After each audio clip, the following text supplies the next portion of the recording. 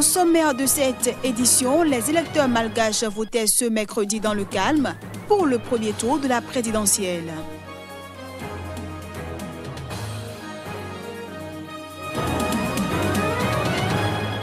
Au Rwanda, l'opposante Diane Rwigara, dont le procès s'ouvre ce mercredi à Kigali, a estimé dans un entretien que son pays s'apparente à une prison dont le gardien serait le parti au pouvoir.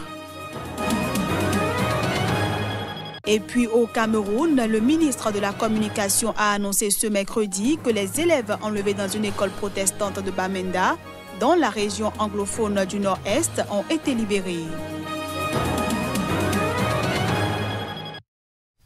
Voilà ainsi présenté l'ossature de cette édition. Bienvenue à tous. À Madagascar, environ 9 millions d'électeurs ont commencé à voter ce mercredi pour le premier tour de la présidentielle. 3 anciens chefs d'État font figure de favoris dans ce pays à l'histoire politique mouvementée. Les électeurs malgaches votent ce mercredi pour le premier tour de la présidentielle, dominé par des anciens chefs d'État. À l'ouverture des bureaux de vote, les candidats Eri et Marc Ravalomanane, qui sont tous d'anciens chefs d'État et qui s'affrontent au milieu des efforts déployés pour désamorcer une crise politique, ont voté. Je lance un appel à tous les Malgaches qui ont le droit de voter, d'accomplir le devoir pour la nation. Pour de nombreux électeurs, la priorité est la lutte contre la pauvreté dans cette île de l'océan Indien, où les 3/4 de la population vivent avec moins de 1,90 $ par jour. Face aux favoris soutenus par des chaînes de télévision et des radios, les 33 autres candidats ont eu du mal à exister. Si aucun candidat n'obtient 50% des suffrages exprimés, un second tour est prévu le 19 décembre.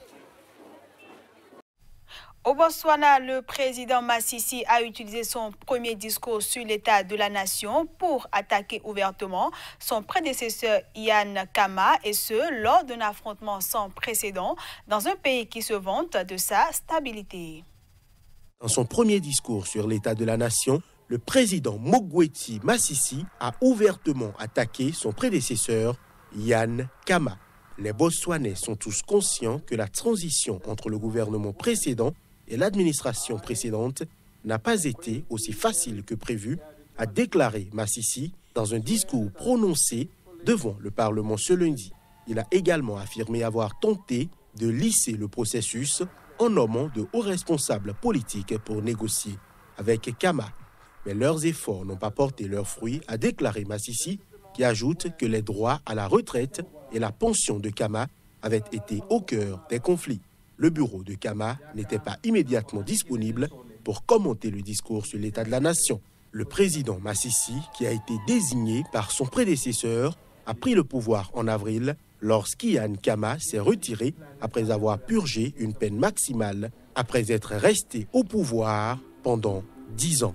Le transfert du pouvoir entre les deux hommes a eu lieu 18 mois avant les élections législatives de 2019. 4 partis d'opposition ont déclaré qu'ils pourraient s'unir pour l'élection de 2019 pour tenter de renverser le BPD. Et pendant que le président botswanais Masisi et son prédécesseur se disputent, au Rwanda, l'opposante Diane Rwigara a estimé dans un entretien que son pays s'apparente à une prison dont le gardien serait le parti au pouvoir du président Paul Kagame. Elle a tenu ses propos alors que son procès pour incitation à l'insurrection s'ouvre ce mercredi à Kigali. Libérée sous caution début octobre, après avoir passé plus d'1 an en détention provisoire, l'opposante rwandaise Diane Rwigara a estimé dans un entretien que son pays s'apparente à une prison dont le gardien est le parti au pouvoir du président Paul Kagame. L'opposante, dont le procès s'ouvre ce mercredi à Kigali, est accusée de falsification de documents pour son dossier de candidature à la présidentielle d'août 2017, à laquelle elle n'a pu participer, et d'incitation à l'insurrection, des charges passibles de 7 et 15 ans de prison respectivement. Je n'étais pas surprise par mon arrestation. Je m'y attendais un peu avec ce que j'ai fait dans ce pays. Je m'attendais à une forme de représailles, mais je ne m'attendais pas à ce qu'ils s'en prennent à ma famille. C'est difficile de décrire l'expérience en prison, mais tout ce que je peux dire, c'est que la prison, c'est la prison. C'est comme un autre monde. It's like another world. Interrogée sur son procès, Diane Rwigara clame son innocence. Elle assure que les charges sont fabriquées parce qu'elle s'est opposée au parti dirigeant. Je vais certainement continuer avec ce mouvement. Je veux que ça soit un canal par lequel les voix rwandaises, nos voix, peuvent être entendues. Je veux que ça soit le lieu, la plateforme où l'on se rassemble pour demander le changement, car nous avons besoin de changement dans notre pays. Nous devons être libres. En dépit des possibles conséquences, Diane Rwigara se dit déterminée à poursuivre son combat politique. Au Cameroun, les autorités ont annoncé la libération des élèves enlevés dans une école protestante de Bamenda par un groupe séparatiste. L'annonce de leur libération a été faite ce mercredi par le ministre de la Communication, qui n'a pas précisé dans un premier temps les conditions dans lesquelles cette libération a été obtenue. Les autorités camerounaises ont annoncé ce mercredi matin la libération des enfants enlevés par un groupe séparatiste dans leur école protestante de Bamenda. Cependant, le déroulé des événements, l'identité des ravisseurs et les conditions de libération de ces élèves brièvement kidnappés restaient flous. Un total de 90 élèves ont été enlevés puis libérés dans 2 enlèvements distincts en 5 jours dans le même établissement scolaire de la région du nord-ouest du Cameroun, théâtre de troubles indépendantistes, ont annoncé mercredi l'église presbytérienne du Cameroun et les autorités. Selon les explications d'une source proche de l'établissement, l'information sur ce premier enlèvement avait été tenue confidentielle par l'établissement presbytérien en raison de négociations en cours avec les ravisseurs. Quelques jours plus tard, lundi, 79 élèves ont été enlevés dans la même école par des hommes armés. Il faut dire que c'est la première fois qu'un tel enlèvement de masse se produit au Cameroun. Dans les 2 régions anglophones du nord-ouest et du sud-ouest du pays, une crise sociopolitique sans précédent s'est installée fin 2016. Elle s'est transformée fin 2017 en conflit armé. Les attaques de séparatistes armés contre des écoles sont nombreuses depuis le début du conflit. Ce journal se poursuit. Le prince Charles et son épouse sont arrivés à Abuja, la capitale nigériane. L'arrivée du prince au Nigeria marque la fin d'une tournée ouest-africaine qui a inclus la Gambie et le Ghana et qui vise à préserver les liens du Royaume-Uni avec ses pays membres du Commonwealth.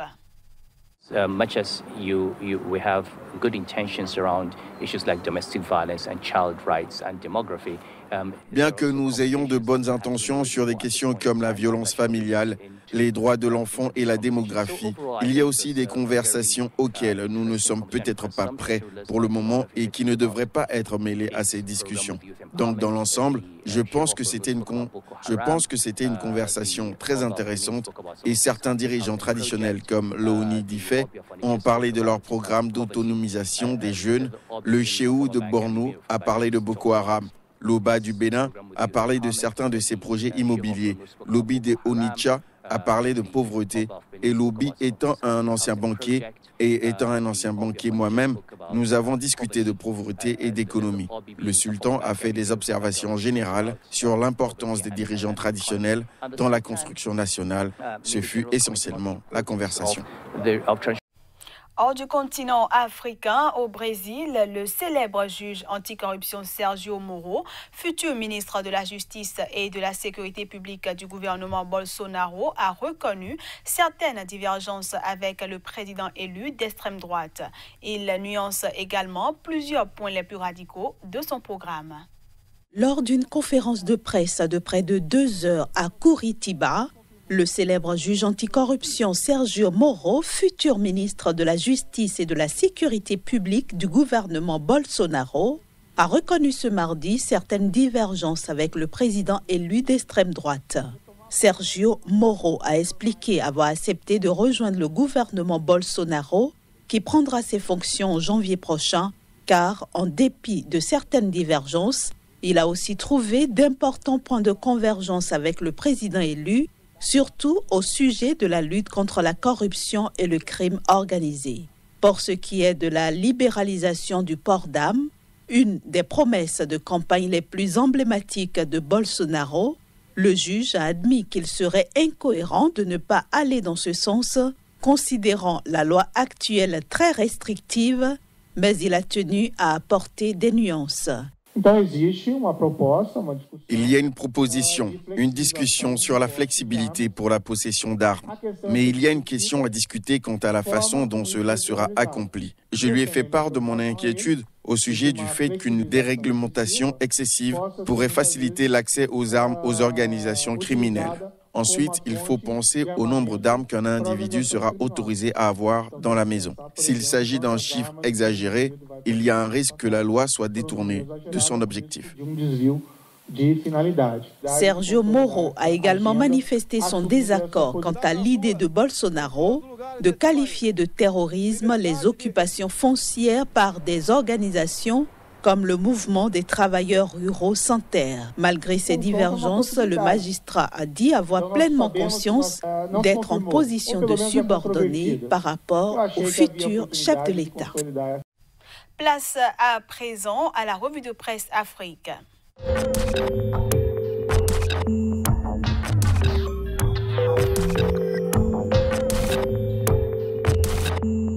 Nouveau numéro de la revue de presse Afrique sur Sika TV. Bienvenue à toutes et à tous. Le point de l'actualité de ce 7 novembre 2018 nous emmène au Burkina Faso, au Cameroun, au Sénégal, en Côte d'Ivoire, puis au Togo.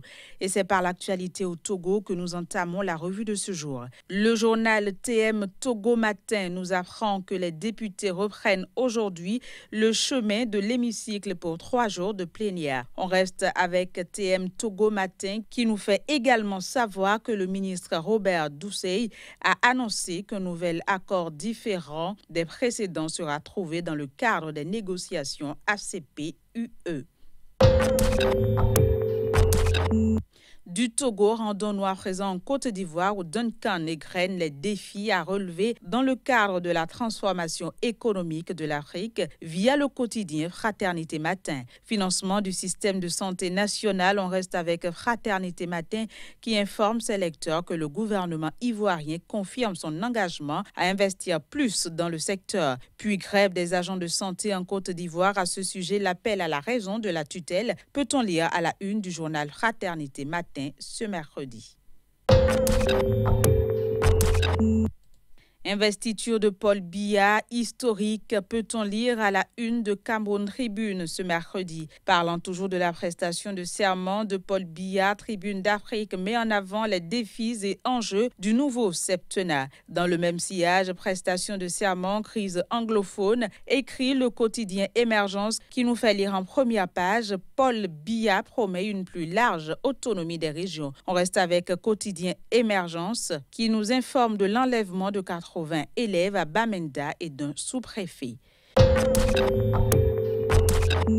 Autre destination, le Sénégal, où Direct Info se réjouit de la bonne santé de l'agriculture sénégalaise. Ainsi, des records de production encore battus cette année, écrit le quotidien Direct Info. Politique à présent, Vox Populi nous apprend que la sécurisation du scrutin présidentiel est le nouveau cheval de bataille de l'opposition. Bataille du contrôle de Dakar à l'APR, nous fait savoir le journal Enquête qui révèle à ses lecteurs le choc des ambitions. Puis, secteur minier au Sénégal, le journal Le Soleil nous apprend que les conventions et revenus générés seront publiés.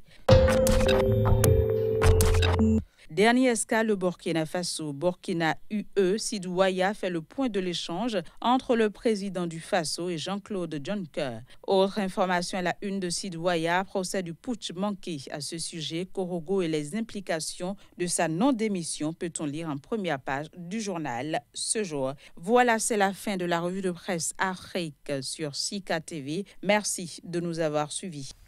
Et c'est la fin de cette édition que je vous remercie d'avoir suivi.